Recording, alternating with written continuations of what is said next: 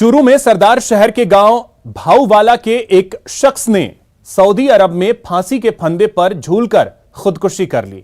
Honey trap का शिकार हुए इस शख्स को अश्लील फोटो और वीडियो वायरल करने की धमकी दी गई थी और उसे इतना टॉर्चर किया गया कि उसने मौत को गले लगा लिया। जानकारी के मुताबिक मृतक सीठाराम अपने गांव से सऊदी अरब में मजदूरी करने के लिए गया था, जहां हरियाणा की एक युवती ने कथित तौर पर उसे सोशल मीडिया के जरिए प्रेमजाल में फंसाया और उसके अश्लील फोटो और वीडियो वायरल करने की धमकी देकर रुपए ऐंठने शुरू कर दिए। जब व्यक्ति के पास देने के लिए कुछ भी नहीं रहा तो युवती ने उसे इतना टॉर्चर किया कि ब्लैकमेलिंग से परेशान सीठाराम ने खुदकुशी कर ली। अब मृतक की पत्नी अपने 2 बच्चों और परिजनों के साथ न्याय के लिए दर-दर की ठोकर खाने को मजबूर है और उन्होंने एसपी दफ्तर पहुंचकर आरोपी युवती के खिलाफ मामला दर्ज करने की गुहार लगाई। ब्लैकमेल करके एकदम टॉर्चर करने लगा और पैसा मांगने लगा, पैसा पे दे दिया और फिर जब लास्ट में बाद पता चलियो कि आंखों और पैसा का भी कोई रिलेशन नहीं है, जो भी है उसके बाद में पैसा भी देना बंद कर दिया। बंद करने के बाद में फिर वह अश्लील वीडियो वायरल करने की धमकी दे के मैंने टॉर्चर करने लगा। जब वह एकदम परेशान होकर आत्महत्या कर रिकॉर्डिंग भेजी फांसी खा ली। अब मैं लियानी चाहूँ मैं काकर सरो लियाओगो सीधो घरे बोल। खबर अजमेर से है, जहां रामगंज थाना इलाके में रहने वाली एक युवती ने सगाई टूटने से परेशान होकर फांसी लगाकर आत्महत्या कर ली। सूचना मिलते ही मौके पर पहुंची पुलिस और मृतका के शव को पोस्टमार्टम के लिए अस्पताल की मोर्चरी में रखवाया। वहीं मौके से पुलिस ने सुसाइड नोट भी जब्त किया है, जिसमें मृतका ने अपनी मौत के लिए अपने मंगेतर और उसकी महिला मित्र को जिम्मेदार बताते हुए मौत के राज को अपने ही मोबाइल में होना बताया। पुलिस ने मृतका का फोन जब्त कर लिया है और साथ ही मृतका के भाई की शिकायत पर आरोपी मंगेतर और उसकी महिला मित्र के खिलाफ मुकदमा दर्ज कर शव का पोस्टमार्टम कराकर शव परिजनों को सौंप दिया गया और मामले की जांच शुरू कर दी गई। घर जाने के बाद पूजा को अपनी सगाई टूटने के बाद ज्ञात हुई और घर पे थी। ये इसका भाई और पिताजी बाहर चले गए थे। उसके बाद इसने कमरे में जाके फांसी का फंदा पंखे से लगाकर लटक कर आत्महत्या कर ली। चूरू के सावर गांव में एक 30 वर्षीय किसान प्रेम कुमार की खेत में बिजली का करंट लगने से मौत हो गई। किसान की मौत पर आक्रोशित ग्रामीणों ने बिजली विभाग के कर्मचारियों पर लापरवाही का आरोप लगाते हुए मेगा हाईवे को जाम कर दिया। इसके साथ ही 50 लाख का मुआवजा देने की मांग की। ग्रामीणों ने चेतावनी देते हुए कहा कि किसान के परिवार को एक नौकरी और आर्थिक सहायता अगर समय रहते नहीं दी गई तो आंदोलन बड़ा किया जाएगा।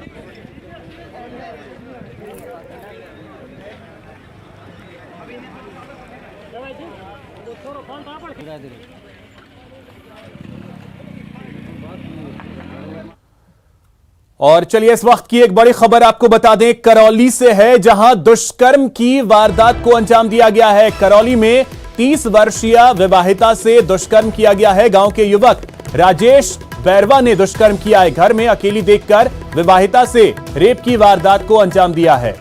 तो यह बड़ी खबर आपको करौली से बता दें, जहां पर एक 30 वर्षीय विवाहिता के साथ दुष्कर्म की वारदात को अंजाम दिया गया है। और आपको बता दें कि घर में अकेली महिला को देखकर युवक ने रेप की वारदात को अंजाम दिया। गांव का ही युवक है राजेश बैरवा, जिसने दुष्कर्म की वारदात को अंजाम दिया।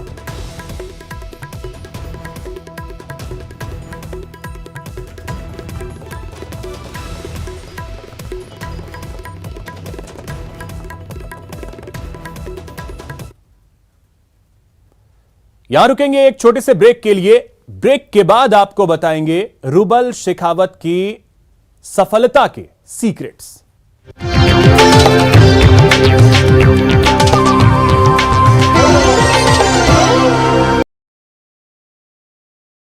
उनको अपनी बात रखने का हक है।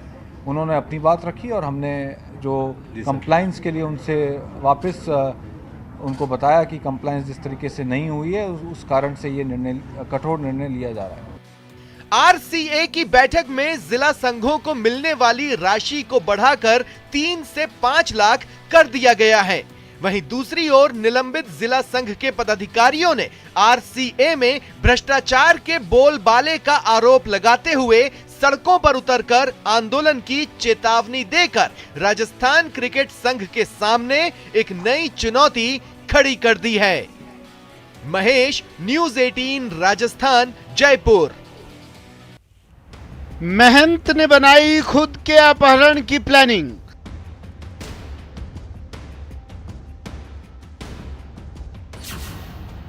गाड़ी के शीशे तोड़कर गायब हो गया महंत।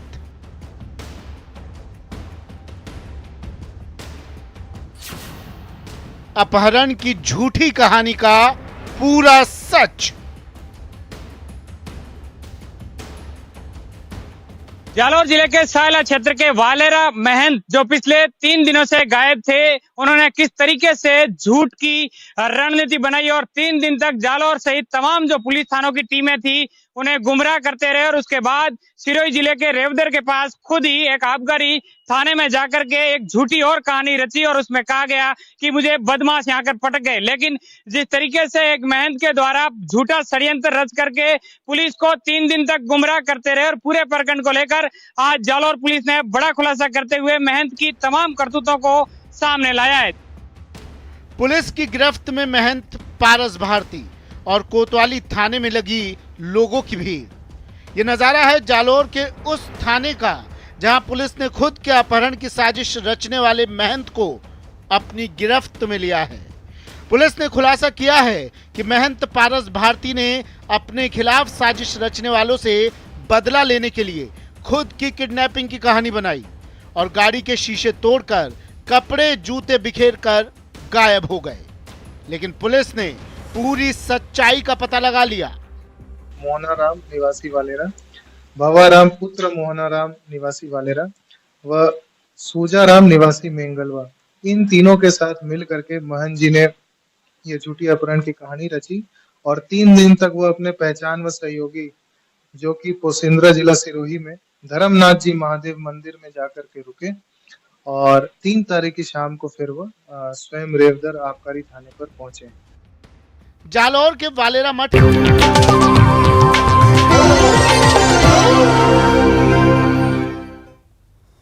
ब्रेक के बाद आपका स्वागत है। राजस्थान की रूबल शेखावत ने मिस इंडिया 2022 में फर्स्ट रनर अप का ताज अपने नाम कर लिया है।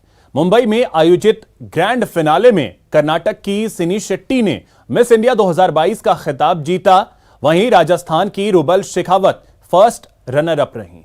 रूबल से खास बातचीत भी करेंगे, लेकिन पहले जान लेते हैं आखिर रूबल हैं कौन। तो आपको बता दें कि रूबल का राजधानी जयपुर में जन्म हुआ। आर्मी पब्लिक स्कूल से पढ़ाई की, उसके बाद कनोरिया कॉलेज से डिग्री ली। एनसीसी कैडेट भी रह चुकी हैं। अब देखिए, परिवार से बगावत कर मॉडलिंग उन्होंने चुना। 2019 में मिस रीवा में टॉप 5 में रहीं।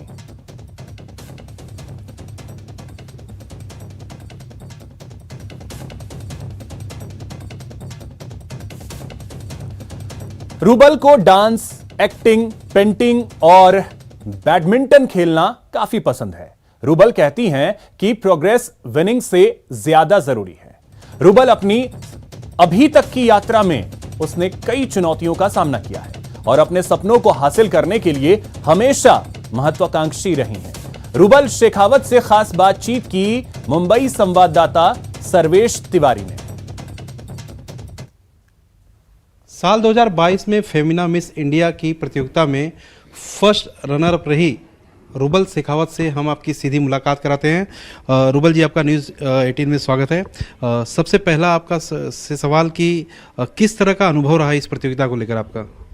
मेरा अनुभव पूरी प्रतियोगिता में बहुत कुछ मैंने सीखा है। पूरे 1 महीने हम यहाँ पे रहे, हमारी ट्रेनिंग हुई, बहुत बड़े बड़े इंडस्ट्री के मेंटर्स थे जिन्होंने हमें बहुत सारी चीज़ें सिखाई है। तो पूरा अनुभव ऐसा था कि ये जो भी मेमोरीज़ हैं जो मैंने इसे पूरे 1 महीने में बनाई हैं वो ज़िंदगी भर मेरे साथ रहने वाली हैं। रुबल जी, जिस तरह से हम आपके बारे में जानने की कोशिश की है कि आपको बैडमिंटन का भी शौक़ है, खेलने कूदने का भी शौक़ है, डांस करने का भी शौक़ है, इसके अलावा और भी कोई खूबियाँ हैं आप में? हाँ जी, काफ़ी सारे शौक़ हैं। मुझे ऐसा लगता है कि हमेशा कुछ ना कुछ नया सीखते रहना चाहिए।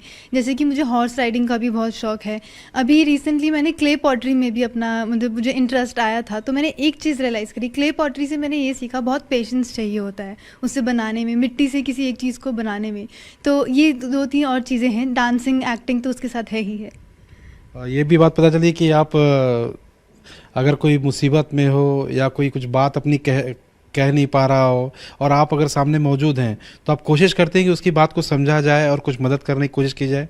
हाँ, मुझे लगता है कि I am a very good listener और ये बहुत ही ज़रूरी क्वालिटी है जो एक इंसान में होनी चाहिए। ज़्यादातर हम करते हैं सिर्फ हम सुनते हैं और रिस्पॉन्ड करते हैं, बट अगर हम ढंग से सुनें, उस इंसान को समझें तो हम ढंग से जवाब दे पाएंगे। रुबल जी, डांस, एक्टिंग, पेंटिंग, बैडमिंटन, लोगों की समस्याओं को सुलझाना, अच्छा, अगर भविष्य में क्या कुछ करना चाहेंगे रुबल, अगर ये सवाल पूछा जाए आपसे तो? जैसे कि फ़िलहाल मैं एज अ मॉडल वर्क कर रही हूँ और ये मेरा पैशन रहा है। 3 साल से मैं एज अ मॉडल वर्क कर रही हूँ और बट अब जो ये टाइटल मुझे मिला है इसके साथ बहुत सारी रिस्पॉन्सिबिलिटीज़ हैं और बहुत सारी अपॉर्चुनिटीज़ भी हैं जो मेरे आगे हैं। तो फ़िलहाल मेरा कंसंट्रेशन इन्हीं सब चीज़ों पे है। आप राजस्थान के जयपुर से बिलोंग करती हैं, बड़ा ही प्यारा और ऐतिहासिक धरोहर भी है कई बार, वहाँ की कुछ खूबियों के बारे में बताना चाहेंगी कुछ? पिंक सिटी जयपुर, मेरी रूट्स वहाँ से जुड़ी हुई है। जब भी मैं वहाँ जाती हूँ बहुत ही पीसफुल फील होता है। और जैसे कि सब जानते हैं जयपुर और ओवरऑल पूरा राजस्थान हिस्टोरिकल प्लेसेस के लिए, पैलेसेस हैं, फोर्ट्स हैं हमारे पास, इन सब के लिए फेमस है। हम मार्बल बहुत जनरेट करके पूरे इंडिया में पहुंचाते हैं। हमारी ज्वेलरी, टेक्सटाइल, हैंडलूम कल्चर सब कुछ बहुत फेमस है। स्पेशली हमारा फूड कल्चर बहुत फेमस है। तो ये सारी ही चीज़ों का एकदम परफेक्ट ब्लेंड है जयपुर राजस्थान।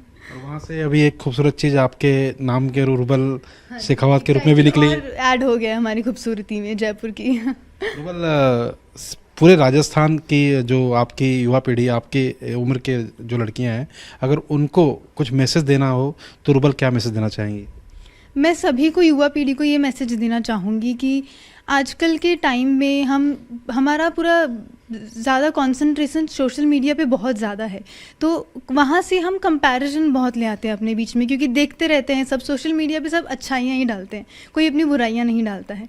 तो एक मैसेज जो मैं सबको देना चाहूँगी वो यही होगा कि खुद को कंपेयर ना करें दूसरों से और सेल्फ बिलीव, सेल्फ इस्टीम हमेशा हाई रखें। ये एक क्वालिटी है जो आपको हमेशा टॉप पे लेके जाएगी और मुझे लगता है ये एक ही क्वालिटी की वजह से ही आज मैं यहाँ पे खड़ी हूँ और इस क्राउन के साथ।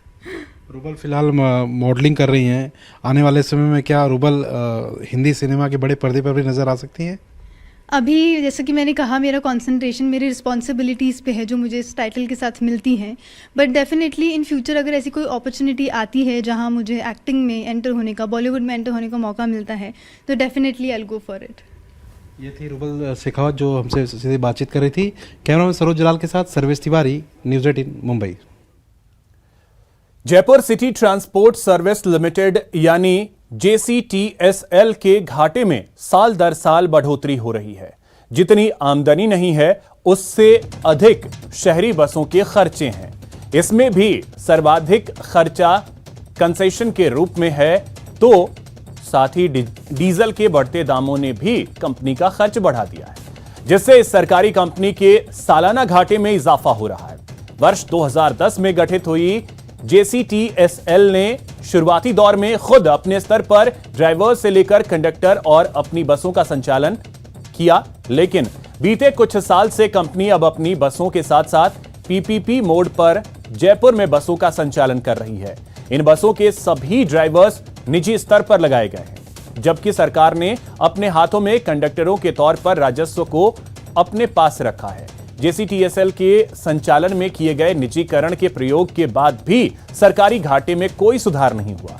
मौजूदा समय में हर महीने 4 करोड़ रुपए का घाटा हो रहा है, जबकि सालाना 50 करोड़ रुपए का घाटा जेसीटीएसएल को भुगतना पड़ रहा है। जेसीटीएसएल मुख्य रूप से जो नागरिक हैं उनको परिवहन सेवा उपलब्ध करवाने का कार्य है। राज्य सरकार की मंशा और नीतियों के अनुसार विभिन्न श्रेणी के लोगों को कंसेशन दिया जाता है। विद्यार्थियों को दिया जाता है, महिलाओं को दिया जाता है, विकलांग को, जो विशेष योग्य जन है, दिव्यांग जन है, उनको कंसेशन दिया जाता है, कैंसर पीड़ितों को दिया जाता है, आप पत्रकारों को दिया जाता है। तो कई श्रेणी के लोगों को कंसेशन दिया जाता है। मैंने अभी हाल ही में पिछले महीने की जो रिपोर्ट निकलवाई थी उसमें यह जानकारी में आया है कि लगभग 2 करोड़ 80 लाख रुपए का कंसेशन पिछले महीने में दिया गया था अप्रैल में। इस तरह के कंसेशन अगर हम नहीं देते तो हमें 2 करोड़ 80 लाख रुपए की आमदनी होती। तो चूंकि ये कंसेशन दिया जा रहा है तो हमारा जो घाटा है वो इसके कारण से एक कारण ये भी बड़ा कारण है। कोटा में तकरीबन 100 घंटे से ज्यादा नेटबंदी के दौरान 25 करोड़ का नुकसान हुआ है। डिलीवरी बॉय भी इस बीच बेरोजगार हो गए। 3 दिन के लिए ये लोग बेरोजगार हो गए। जब भी नेटबंदी होती है इन लोगों का सबसे ज्यादा नुकसान होता है। वहीं कोटा के जाने माने रेस्टोरेंट और फूड कॉर्नर वाले व्यवसायियों का नेटबंदी की वजह से 40% व्यापार प्रभावित हुआ।